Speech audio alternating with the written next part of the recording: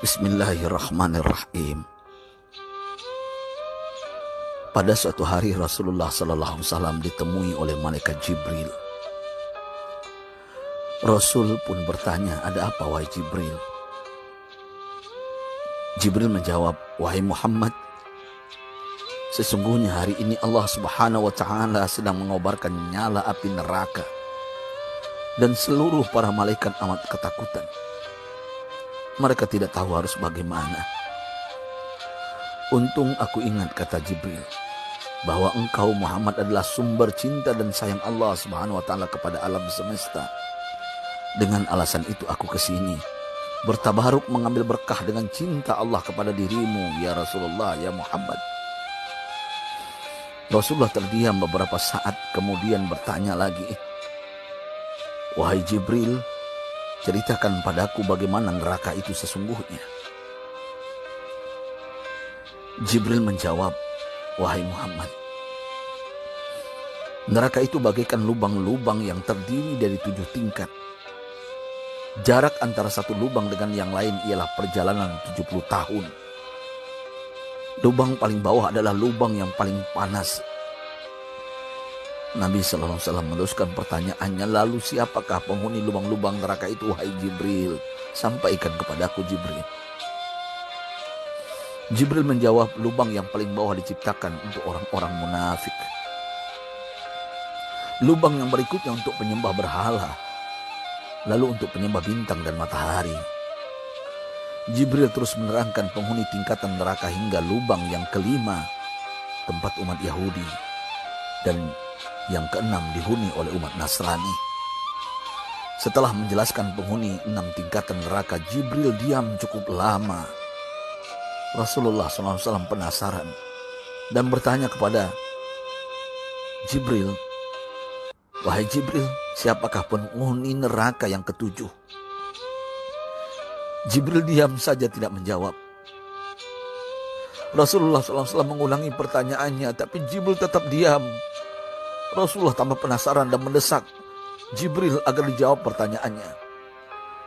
Akhirnya Jibril pun berkata, "Umatmu wahai Muhammad, mereka itu para pelaku dosa besar di kalangan umatmu, yang dimana sampai mereka mati belum sempat bertaubat." Mendengar jawaban Jibril, Rasulullah langsung jatuh pingsan. Jibril merangkulnya dan meletakkan tubuh baginda di atas pangkuannya. Tak berapa lama Rasulullah SAW sadar dan langsung menangis bersimbah air mata dengan terisak-isak. Rasulullah mempertegas pertanyaannya, "Wahai Jibril, apakah benar ada di antara umatku yang masuk neraka?"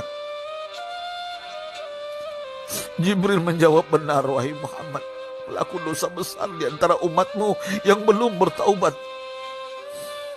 Setelah itu Rasulullah menghadap kiblat dan sujud kepada Allah dalam isak tangisnya. Sesekali dengan suara pelan beliau membisikkan kata-kata, "Ummati ya Rabb, ummati, ummati, ummati." Beliau SAW tidak mengangkat kepalanya dalam keadaan seperti itu selama 3 hari 3 malam, kecuali setiap Bilal bin Rabah mengumandangkan azan, barulah beliau bangkit untuk menjadi imam, dan setelah itu kembali sujud lagi. Pada hari ketiga Abu Bakar menyadari hal ini, beliau mengetuk pintu Rasulullah dan mengucapkan salam 3 kali, namun tidak terdengar jawaban. Abu Bakar sedih dan berseru di hadapan pintu Nabi besar Muhammad SAW, "Apakah ada jalan untuk masuk ke rumahmu ya Rasulullah?" Tetap tidak ada jawaban. Di jalan Abu Bakar bertemu sahabat Umar. "Mengapa engkau menangis wahai Abu Bakar?" kata Umar. Abu Bakar menceritakan keadaan Rasulullah SAW. Maka Umar pun melangkah menuju rumah Rasulullah dan terjadilah hal yang sama. Umar pun pulang dan menangis. Di jalan Umar bertemu sahabat Salman Al-Farisi. Dengan terisak Umar bercerita kepada Salman hingga membuat dia amat sedih, namun tidak berani mengulangi hal yang sama. Salman melangkah menuju rumah Fatimah radhiyallahu anha dan menceritakan hal itu.